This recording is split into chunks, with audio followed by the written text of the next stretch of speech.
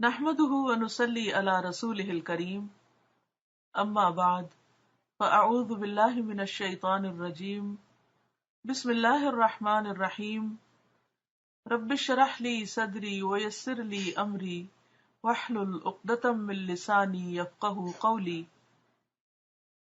ہمارا آج کا موضوع ہے سمجھداری۔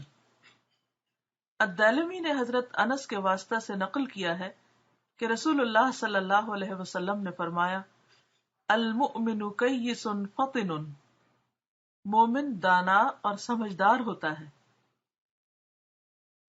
یعنی بے وقوف نہیں ہوتا، عقل مند ہوتا ہے۔ ایک اور حدیث میں ہے کہ اتقوا فراست المؤمن فانہ ینظر بنور اللہ، مومن کی ہوشیاری سے بچو کیونکہ وہ اللہ کے نور سے دیکھتا ہے۔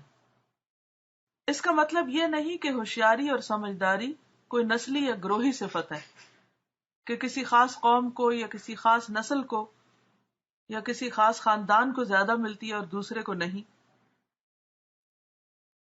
تو یہ ایسی بات نہیں کہ کسی خاص گروہ کی صفت ہے جو ان تمام لوگوں میں پائی جاتی ہے جو اپنے آپ کو مومن کہیں، کہ مسلمان ہوتے ہی یا ایمان لاتے ہی آپ کے اندر یہ فراست آ جائے۔ یہ دراصل کسی گروہ کی خصوصیت نہیں بلکہ ایمان کی خصوصیت ہے، یعنی اگر آپ کے اندر ایمان ہوگا، تقویٰ ہوگا، اللہ کا ڈر ہوگا تو خود بخود یہ فراست آ جائے گی۔ جس آدمی کے اندر حقیقی ایمان پیدا ہو جائے اس کے اندر وہی صفت آ جائے گی جس کا اوپر ذکر ہوا ہے۔ سمجھداری کیا ہے؟ سمجھداری کا سب سے بڑا راز یہ ہے کہ آدمی کے اندر وہ صفت پائی جائے جو ایک دعا کے اندر ان الفاظ میں ملتی ہے، وَأَرِنَا الْأَشْيَاءَ كَمَا هِيَ، اے اللہ مجھے چیزوں کو ویسا ہی دکھا جیسا کہ وہ ہیں، یعنی ان کی اصل حقیقت دکھا۔ اس کا مطلب چیزوں کو ان کی اصل صورت میں ایز اٹ از دیکھنا ہے۔ ایمان آدمی کے اندر یہی صفت پیدا کرتا ہے، اور جو آدمی چیزوں کو ان کی اصل حالت میں دیکھنے لگے اس کی رائے اور اس کے فیصلے ہمیشہ درست ہوں گے، یعنی چیزوں کو جیسی وہ ہیں ویسے ہی دیکھے۔ مثلا دنیا کو ویسا دیکھے جیسی دنیا ہے، آخرت کو ویسا دیکھے جیسی کہ آخرت ہے۔ اسی طرح انسانوں کے بارے میں بھی، چیزوں کے بارے میں بھی وہ صحیح رائے رکھے۔ حقیقی ایمان آدمی کے اندر ایک ذہنی انقلاب پیدا کر دیتا ہے، یعنی اس کی سوچ کو متاثر کرتا ہے۔ وہ اس قابل ہو جاتا ہے کہ ذاتی رجحانات سے الگ ہو کر رائے قائم کرنے لگے، اور آدمی کے اندر یہ استعداد پیدا ہو جانے ہی کا دوسرا نام ہوشیاری ہے۔ یعنی انسان پرسنل بائسز اور گرج اور جو اندر کے اس کے جو احساسات ہیں یا جذبات ہیں ان کو بہت اپنے اوپر حاوی نہ ہونے دے، یا جو اس کے ذاتی رجحان یعنی اس کے ٹرینڈز ہیں، تو اگر انسان ان سے الگ ہو کر اپنی رائے قائم کر سکے تو یہی دراصل ہوشیاری ہے۔ ایک شخص جب کسی کو حسد اور نفرت کی نظر سے دیکھے تو اس کی خوبیاں اس کو دکھائی نہیں دیں گی۔ مثلا کسی بھی انسان سے جب آپ کو نفرت ہوتی ہے تو اس کے اچھے کام بھی آپ کو برے لگتے ہیں، وہ اس کو سراپا برائی نظر آئے گا۔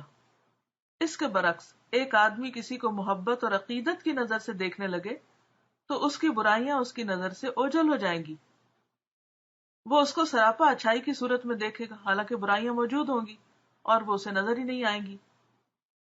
اسی طرح غصہ، انتقام اور جھنجھلاہٹ کے ساتھ جو رائے قائم کی جائے وہ کبھی معتدل رائے نہیں ہوتی۔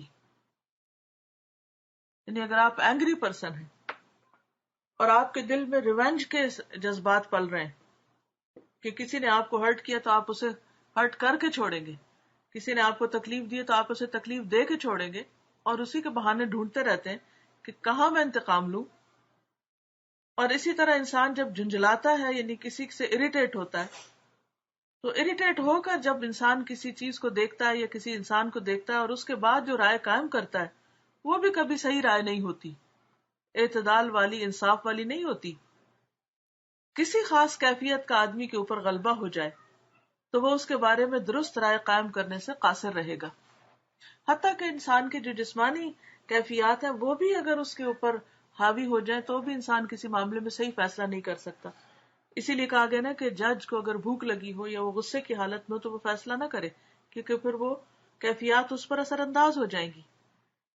اسی طرح اگر آپ شدید تھکے ہوئے ہیں یا آپ کو نیند آئی ہے یا آپ غصے کے عالم میں ہیں، تو کوئی آپ سے سمپل سیدھی سی چھوٹی سی بات بھی پوچھے گا تو آپ ایک دم پھٹ جائیں گے اور بلا ضروری باتیں کرنا شروع کر دیں گے، اور چھوٹی سی بات کا بتنگڑ بنا لیں گے اور اس کو اتنا بڑا ایشو بنا لیں گے، اور پھر وہ ہوگا تو کچھ نہیں، وہ غبارے کی ہوا نکل جائے تو کچھ بھی نظر نہیں آتا، لیکن پھر آپ اس کو پھلائے رکھیں گے۔ اسی لیے آپ دیکھیں کہ کئی لوگ پھولے ہی رہتے ہیں اور ان کا منہ بھی پھولا رہتا ہے، اور ان کے ہر وقت ان کے اندر ایک لاوا پکا رہتا ہے، اور وہ کبھی کسی پہ پھٹتے ہیں، کبھی کسی پہ، کبھی کسی کو ذلیل کرتے ہیں، کبھی کسی کو۔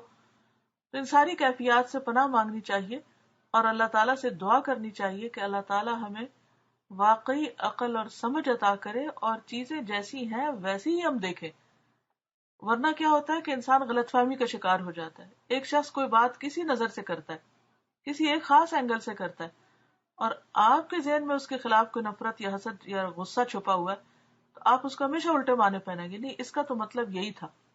یہی سے بدگمانیاں جنم لیتی ہیں، بدگمانی ہو تو تجسس جنم لیتا ہے، پھر آگے بڑھ کر انسان غیبت شروع کر دیتا ہے، پھر انسان اس شخص کی باتیں ادھر ادھر کرنے لگتا ہے، اور پھر انسان ہر موقع پر اس کو کہیں نہ کہیں کوٹ کرتا ہے، اور یہ ایک لامتناہی سلسلہ چل پڑتا ہے کہ جس کی وجہ سے انسان کی عقل ماری جاتی۔ تو انسان کی عقل اور سمجھ کا تقاضا یہ ہے کہ کوئی چیز جیسی ہے ویسی ہی دیکھے، اس کا نفرت، اس کا غصہ، اس کا حسد، اس کی بدگمانی اس کی رائے پر اثر انداز نہ ہو۔ اور جیسے کہ وہ آتا ہے نا قرآن پاک میں بھی، وَلَا يَجْرِمَنَّكُمْ شَنَآنُ قَوْمٍ عَلَىٰ أَلَّا تَعْدِلُوا اعْدِلُوا هُوَ أَقْرَبُ لِلتَّقْوَىٰ۔ کسی قوم کی دشمنی تمہیں اس بات پر آمادہ نہ کرے کہ تم عدل سے کام نہ لو، عدل سے کام لو، یہ تقوی کے زیادہ قریب ہے۔ تو اس لیے بے حد ضروری ہے کہ ہم اپنے ایمان کو زندہ کریں۔ جب ایمان کمزور ہو جاتا ہے تو پھر اس طرح کی کیفیات پیدا ہوتی ہیں۔ تو اللہ تعالیٰ سے دعا ہے کہ وہ ہمیں حقیقی معنوں میں ایمان دے تاکہ ہمارا عمل درست ہو جائے۔ وآخر دعوانا ان الحمد للہ رب العالمین۔ سبحانک اللہم وبحمدک، نشہد ان لا الہ الا انت، نستغفرک ونتوب الیک۔